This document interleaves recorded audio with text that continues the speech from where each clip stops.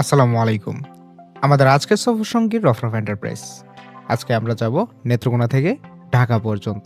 পুরো জার্নির বিস্তারিত নিয়ে আজকের এই ভ্রমণ ভিডিওটি আপনাদের সাথে শুরু করতে যাচ্ছি। তাহলে সবাই সিট বেল্টটি বেঁধে বসে পড়ুন আমাদের সাথে কাল্পনিকভাবে যাত্রা করার জন্য।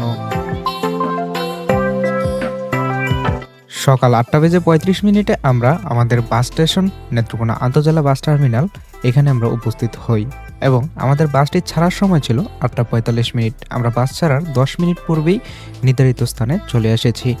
তো আমাদের বাসটির রেজিস্ট্রেশন নম্বর ছিল ১৪/৭৮৭৪ এবং সেটি একটি হিনোয়াকে 1J বাস।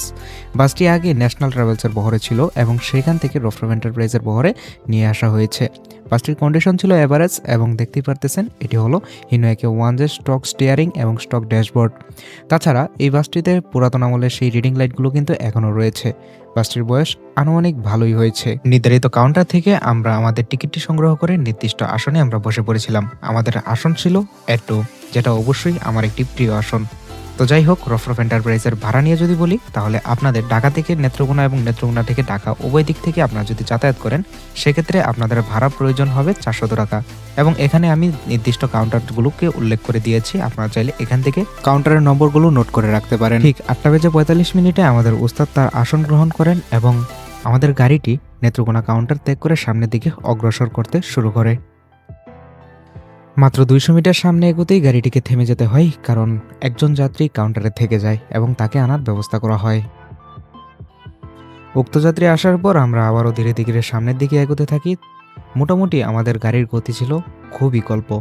আমাদের গাড়ির সর্বোচ্চ গতি আমরা শ্যামগঞ্জ এবং ময়মনসিংহ পর্যন্ত সর্বোচ্চ গতি পেয়েছিলাম ঘন্টায় ৪০ থেকে ৫০ কিলোমিটার/আওয়ার। কিছু দূর অগ্রসর হওয়ার পর আমাদের সামনে পড়ে নেত্রকোনা থেকে ময়মনসিংহ লোকাল সার্ভিস প্রোভাইড করা একটি অপারেটর মহুয়া। তো তাদের একটি বাস।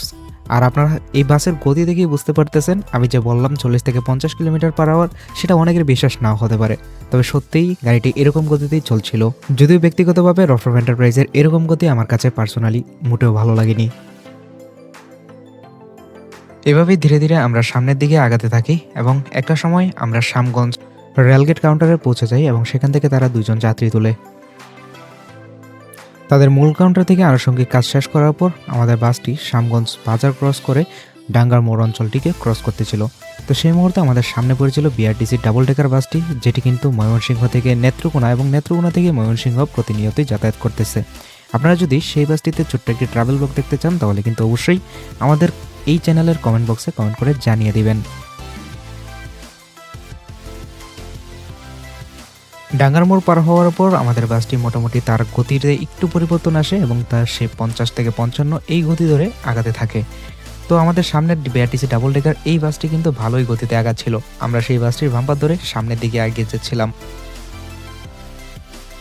কিছু দূর সামনে যাওয়ার পর আমাদের বাসটি তার ক্ষিপ্র গতি দিয়ে সামনের বিআরটিসি ডাবল ডেকার এই বাসটিকে ওভারটেক করার চেষ্টা করে যাচ্ছিল এবং এক মুহূর্ত বাস্তবে রূপ নিয়ে ফেলে এবং আমাদের বাসটি সফলভাবে এই বিআরটিসি ডাবল ডেকার বাসটিকে ওভারটেক করতে সক্ষম হয়ে গিয়েছিল। এভাবেই আমরা একটি স্থির গতি নিয়ে আস্তে আস্তে আমরা সামনের দিকে এগিয়ে চলছিলাম এবং আপনারা দেখতেই পারতেছেন শ্যামগঞ্জ বাজার থেকে তারা কিন্তু সামনের বনারটাকে মোটামুটি ফুল করেই ফেলেছে। নেত্রকোনার এক অন্যতম অপারেটর হিসেবে আমার কাছে এই জিনিসটা ভালো লাগেনি।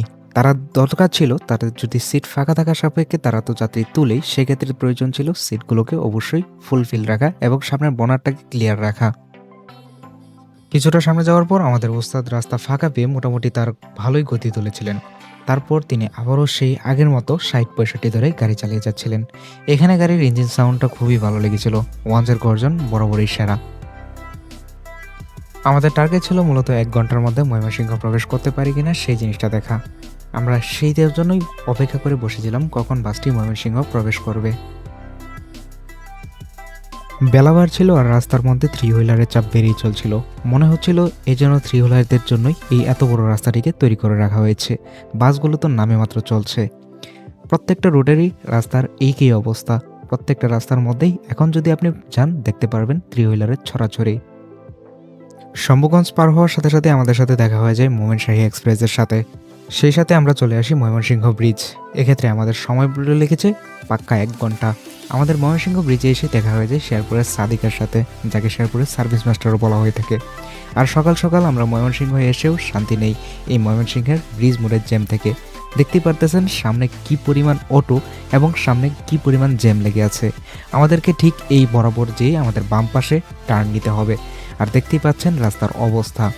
তো যাই হোক, আমাদের ধীরে ধীরে আমরা আবারও সামনের দিকে এগিয়ে যাচ্ছি। ঠিক মোড় নেওয়ার মুহূর্তে এসেই দেখা হয়ে যায় নেত্রকোনার আরেক সার্ভিস মাস্টার রিয়াদের সাথে। লেলেন বা ভারতীয় চেসিস দিয়েও যে আসলেই যে সার্ভিস ভালো দেওয়া যায় সেই জিনিসটা দেখিয়ে দিয়েছে এই রিয়াদ পরিবহনের এই বাসটি। নেত্রকোনাবাসীর আস্থা বলা যায় এই রিয়াদ পরিবহনকে।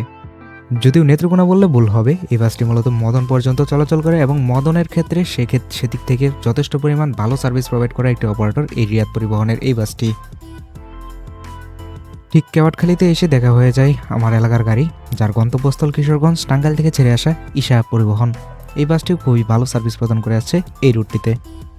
কেওয়াটখালী মোড় পার হওয়ার পরপরই আমাদের সাথে দেখা হয়ে যায় রেল ক্রসিংয়ের এখানে এসে ভাটি বাংলার সাথে।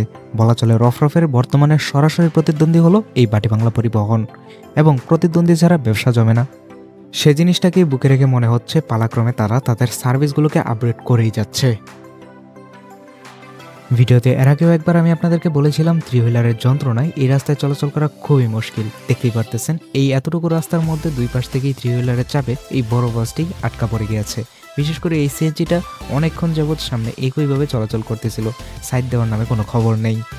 ময়মনসিংহ বাইপাসে আমাদেরকে কোনো জাম পোহাতে হয়নি, এবং ময়মনসিংহ বাইপাস পার হওয়ার পর আমাদের গাড়িটি উঠে পড়ে ঢাকা ময়মনসিংহ মহাসড়ক বা N3-তে, এবং সেখানে 4 লেন পেয়ে উস্তাদ মোটামুটি ভালোই একটা গতিচলক দেখিয়েছিলেন আমাদেরকে। তবে সর্বোচ্চ স্পিড ছিল 85 থেকে 90 পর্যন্তই। এর উপরে আমাদের এই গাড়িটি এর বেশি ওঠাতে পারেনি। আমি মূলত গিয়েছিলাম মাওনা অবধি, এবং মাওনার পর আমি নেমে যাই গাড়ি থেকে। তো সেই পর্যন্তই আমি আপনাদের সাথে সম্পূর্ণ বিস্তারিতভাবে আলোচনা করার চেষ্টা করব এবং দেখাবো। তো ভিউয়ার্স, দেখতেই পারতেছেন আমাদের গাড়িটি তার আপন গতিতে বেলতলি ব্রিজ পার হয়ে গেল, এবং সামনে কিন্তু আরও একটা লোকাল ব্যানার রয়েছে, সেটা সম্ভবত শেরপুরের। সামনের বাসটি লোকাল হলেও সে কিন্তু ভালোই গতিতে এগিয়ে যাচ্ছিল। এই জায়গায় যদি আমি আপনাদেরকে আমাদের বাসের ইঞ্জিন সাউন্ডটা একটু শোনাই তাহলে কিন্তু আপনারা ভালোভাবেই বুঝতে পারবেন।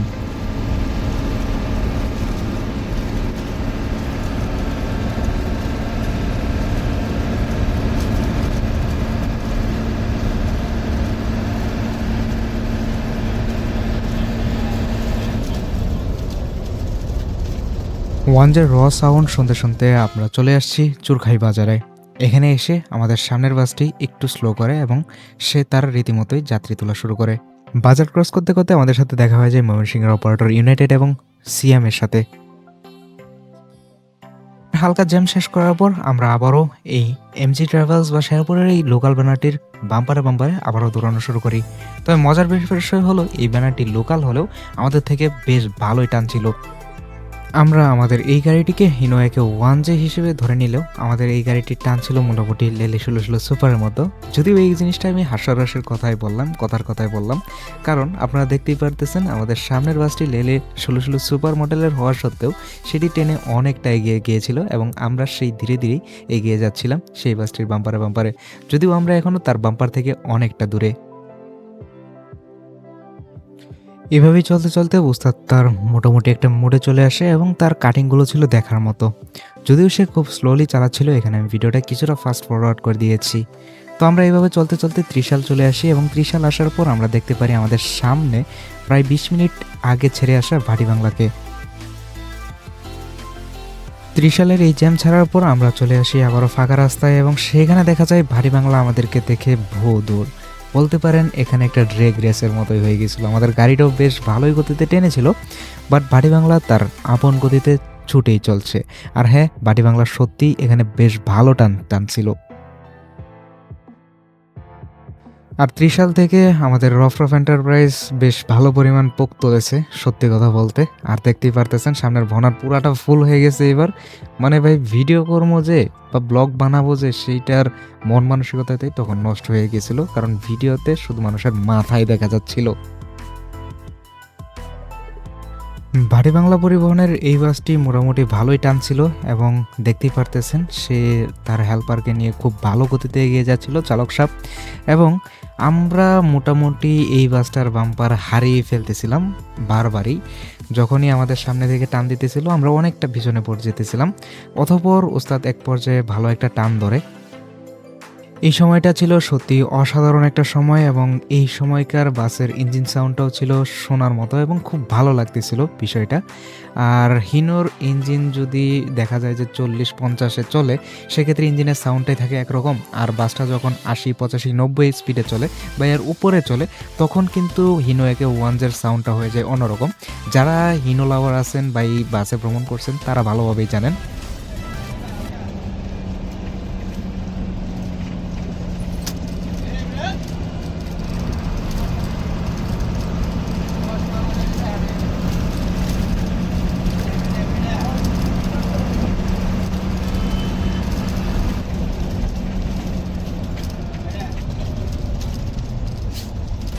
এক পর্যায়ে এসে আমরা আমাদের এই সামনে থাকা বাটি বাংলা বাসটিকে ওভারটেক করেই ফেলি এবং ওভারটেক করার পরেই যেন আমাদের ওস্তাদের রূপ বদলে যায়।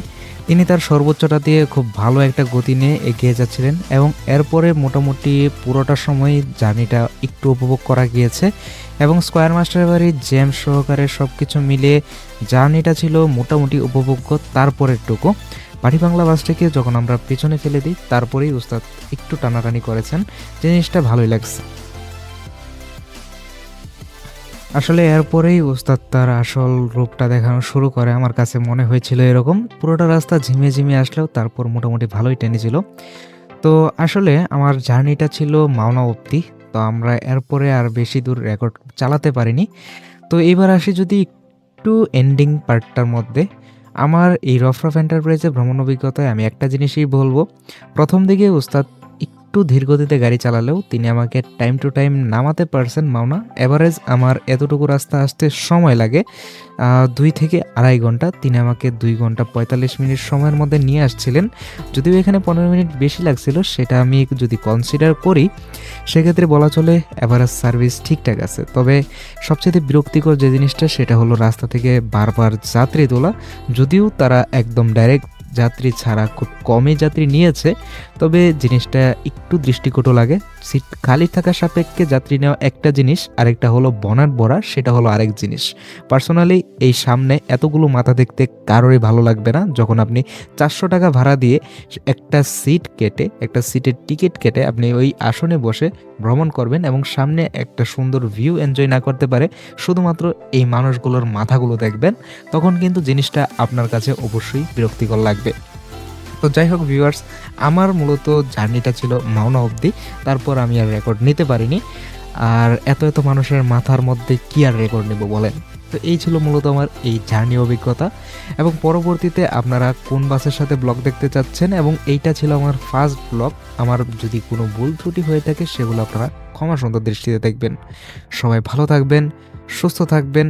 পরবর্তীতে কোন জায়গায় যেতে চাচ্ছি এবং আপনারা কোন জায়গার ব্লগ দেখতে চাচ্ছেন কমেন্ট বক্সে জানিয়ে আমাকে উৎসাহ দেবেন।